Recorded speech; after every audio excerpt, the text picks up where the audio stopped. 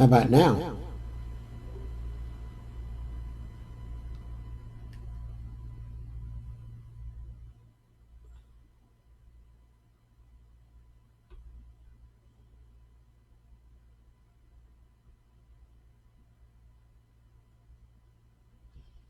Hmm. Oh, you just got some? How's it sound? Huh?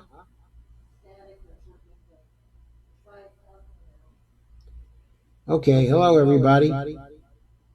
Am I coming through loud and clear?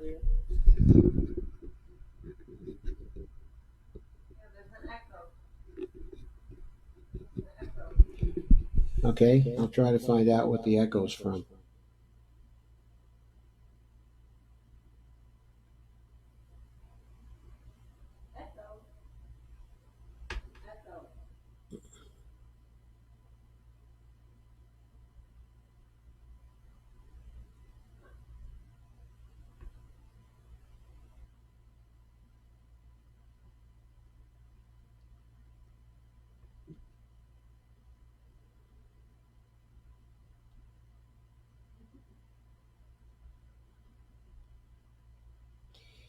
Okay. Is the echo gone?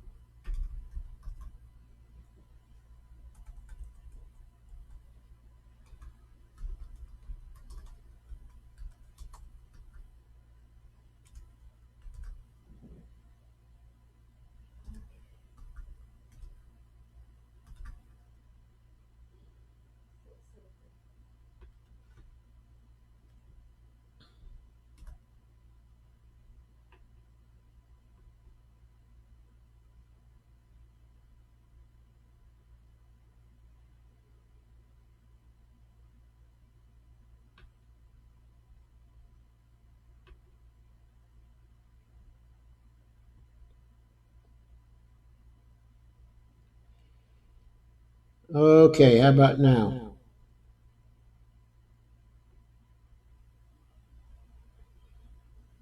Do I still have an echo?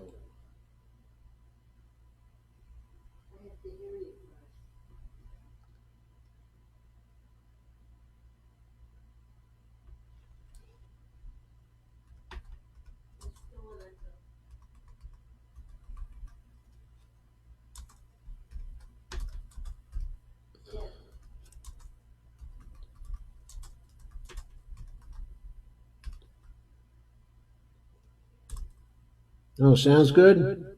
Great. Okay. I'll start over then.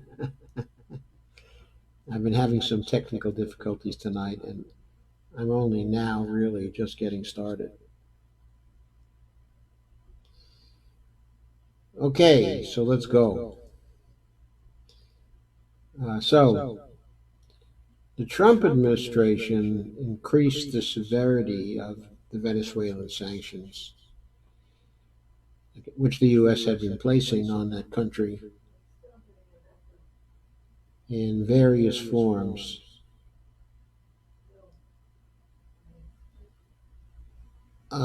Since actually 1900, okay, in 99, there were various efforts to overthrow the regime, okay, in Venezuela.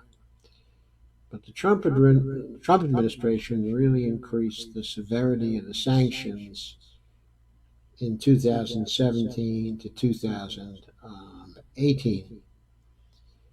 And the effects of the sanctions in Venezuela, this is according to a report from the Center for Economic Policy and Research, okay, in Washington, D.C., the effects of the sanctions were to kill 40,000 people, okay, in Venezuela. Now, economic sanctions are supposed to be a way of having a conflict with another country that is short of war, not as destructive, okay, as war, and not as destructive to human life, okay, as war. But here we've imposed severe sanctions on Venezuela, but basically because we disapprove of the regime that the people appear to support there. And especially since the Trump administration took power in 2017, uh, there have been very, very heavy economic sanctions that have been placed on them, to the extent that these sanctions have caused 40,000 deaths, okay, in that particular country. Now, you get almost none of this in the mainstream press, okay, in media of the United States, but they just ignore it. And we've been carrying on an economic war, and no mistake about it. It is a war, okay, against another nation with little in the way of just cause that has now killed 40,000 people. Venezuela is a small country compared to the United States. It's not a small country compared to the rest of the world. It has 33 million people. But that's 1/10 of the population of the United States. If someone had attacked the United States in the same way and was successful in opposing sanctions of similar severity here in the United States, then uh, we would have had 400,000 deaths as a result of those particular sanctions. Now, that is more fatalities than we have had in any war which the United States has fought, except for the Second World War. That's the scale of the tragedy for Venezuela. We have been engaged in destruction for them that is as severe as the destruction, nearly as severe as the destruction we sustained but during the Second World War. And we, of course, hide behind the fact that these economic sanctions to make it seem as if we're not actually fighting a war. But we're of two minds about this. We also boast about all the pressure we're placing on their government and on their people. Well, basically on their people, because we want their people to give in and replace the government that they have supported, not just, okay, in recent years, but a number of governments that are part of a regime that they've supported since 1999. So it's 20 years now. Okay, 20 years now. Okay. So that's the cost of that war for Venezuela that we have inflicted on them. And the media is ignoring the story. It's ignoring the tragedy for Venezuela. There's no other justification, it seems, that, well, this kind of destruction that we impose on another nation, they pretend is not important for the people of the United States to know about or to hear about. Well, I don't think, okay, that I agree with this. Anyway, the report that was put out by the Center for Economic and Policy Research, written by Mark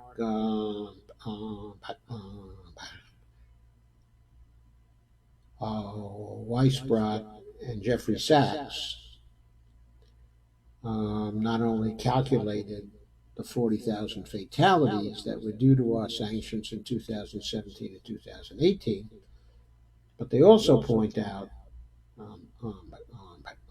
in their article on this that in 2019, due to a further acceleration of the sanctions, there are likely to be still further problems, still further difficulties, and still more fatalities. How many fatalities are they expecting? Well, according to an article which appeared in Popular Resistance, that was written by the staff, okay, of Popular Resistance,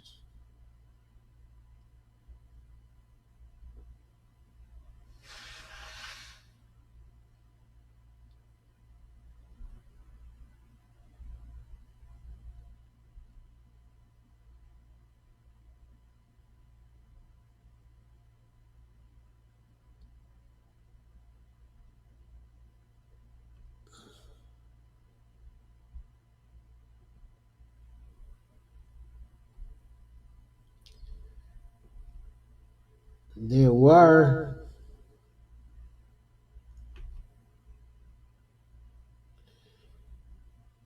more than 40,000 deaths from 2017 to 2018.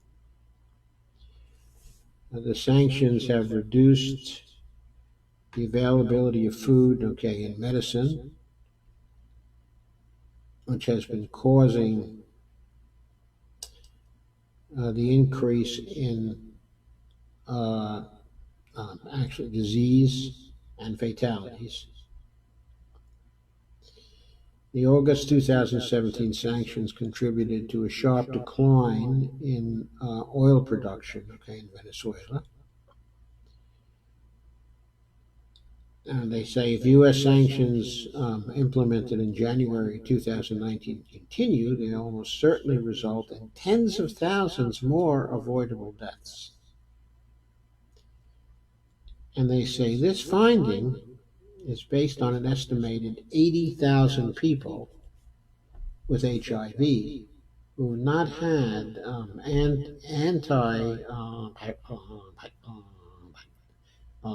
antiretroviral treatment since 2017. 16,000 people who need dialysis, 16,000 people with cancer, and 4 million with diabetes and hypertension. There are many of who cannot obtain insulin or cardiovascular medicine. So this is expected to greatly accelerate the humanitarian crisis in Venezuela. Now, it's a crime that our government is doing nothing about this. Of course, it's a crime. It's a war crime, essentially. It's a violation of the human rights, okay, of the Venezuelan people. But completely apart from that, how can our press, how can our media, how can our mainstream How can they turn a blind eye to this? If the sanctions continue and the thousands more die as a result, we could very well have 80,000 people dying in Venezuela from these sanctions alone, a tragedy of a scale of 800,000 fatalities here in the United States. And we are doing this without any justification in international law or norms at all.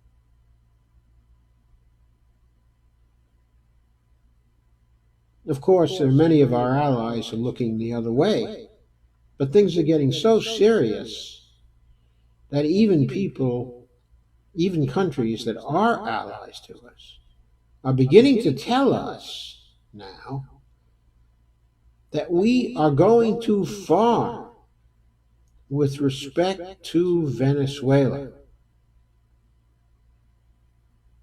We're just not in any way conforming to international norms. We are the bad guy here. And it is shameful and inexcusable that our mainstream publications, our cable networks, places like the New York Times and the Washington Post that claim to be objective. It is shameful that they're just ignoring the sanctions story and the impact of the sanctions on the Venezuelans. Where do we get off doing this? What gives us the right? Keep in mind, this Venezuelan regime has not attacked any other country. There are no records of thousands and thousands and millions of deaths in that country due to the oppression of the government. Of course, there have been conflicts between the governments there and the oppositions to the governments, and some people have died. People have died on both sides. But there are not many thousands of people who have died. This is even a situation such as Iraq, where the people who were ruling Iraq were unleashing chemical warfare on part of the population, or where 30,000 or 40,000 or 50,000 or 100,000 people had been killed by the brutal actions of the regime. None of that is going on in Venezuela, nor is it an aggressive regime which has attempted to attack any of its neighbors. So what are we doing? Of course, all the evidence from the Trump administration is that what we're doing is trying to get hold of the raw materials, okay, to Venezuela. There's a word for that. And that word is imperialism. It is an ugly word historically. It is equivalent to the oppression of one people by another people. So 2 points. We are the bad guys here. We need to stop this. We need to withdraw. We need to stop interfering down there. But the other point is, where the hell is our press? Why are they just acting as stenographers for the government? They don't deserve to have their media licenses. They're not performing their public functions. For shame. For shame. Okay, that's what I have to say tonight. I'm sorry for the technical difficulties, and I'll see you in a few with another one where hopefully I won't have those difficulties.